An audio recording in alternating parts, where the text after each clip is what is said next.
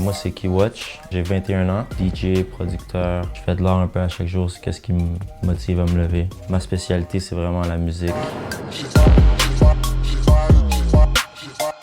J'ai commencé à jouer de la musique en secondaire 3. J'ai grab la guitare avec une couple d'amis. Tous les classiques, Led Zeppelin, les Beatles.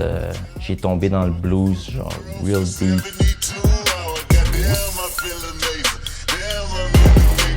Pour ma musique actuellement, qui est beaucoup plus électronique, j'ai dig dans tout ce qui est le blues, le classic rock, Led Zeppelin d'une certaine façon. Mais en vieillissant, j'ai vu aussi tout ce qui était le rap français. Aujourd'hui, tout ce qui est actuel, la musique électronique, tous les beatmakers qui l'ont fait à Montréal, que ce soit Ketra, Dappy, ces gars-là, ben c'est sûr que c'est une bonne influence pour moi. Je pense qu'il y a quelque chose d'intéressant à Montréal, c'est on a une grande culture au niveau de la nightlife des DJ que tu vas pas retrouver ailleurs, producer DJ. Moi, dans mon cas, je me considère plus comme un DJ qui fait de la musique qu'un producer qui va aller faire comme des sets. Puis je pense qu'il y a quand même une différence entre les deux. Quelqu'un qui est producer au prime abord va peut-être plus rester dans son style, propulser les sons qui reflètent vraiment son style parce que c'est un producer en premier. Mais quelqu'un qui est vraiment un DJ, c'est quelqu'un qui va pas se limiter à un style en particulier. Il va écouter au quotidien qu'est-ce qu'il aime, puis il va essayer de faire un genre de melting pot de ça.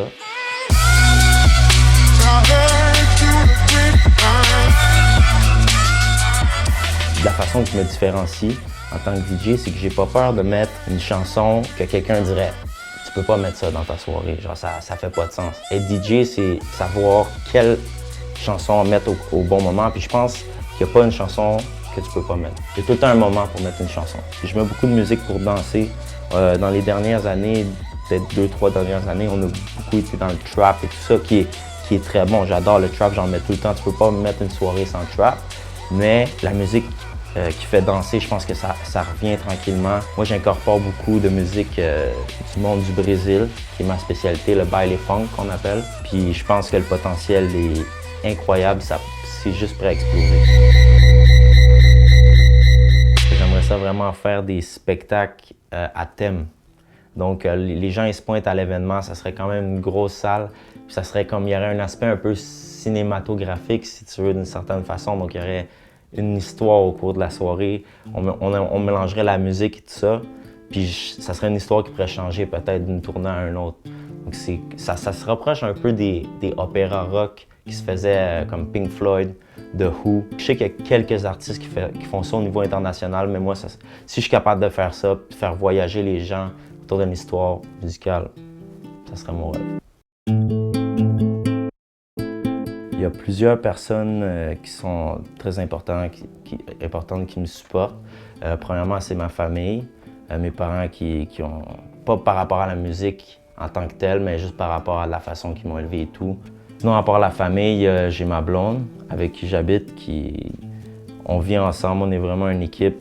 Si c'était pas d'elle, j'aurais pas la stabilité de pouvoir continuer dans toutes les sphères que je vais.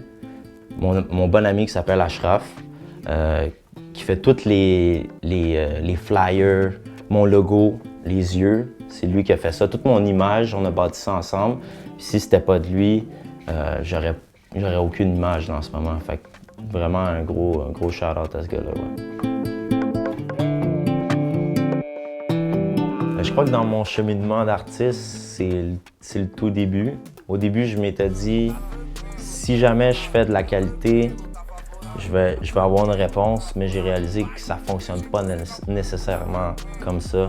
Il faut que tu ailles chercher à gauche, à droite, il faut que tu fasses des contacts. Puis je pense que c'est le début, je commence à m'entourer de gens qui aiment les mêmes choses que moi, qu'on pousse dans la même direction. Mais je pense que qu'est-ce que moi je peux apporter, j'ai encore rien montré de qu'est-ce que je peux faire. Donc c'est juste le commencement. L'étendue de qu'est-ce que je veux apporter aussi, je suis encore c'est vraiment petit comparé à qu'est-ce que j'ai en tête.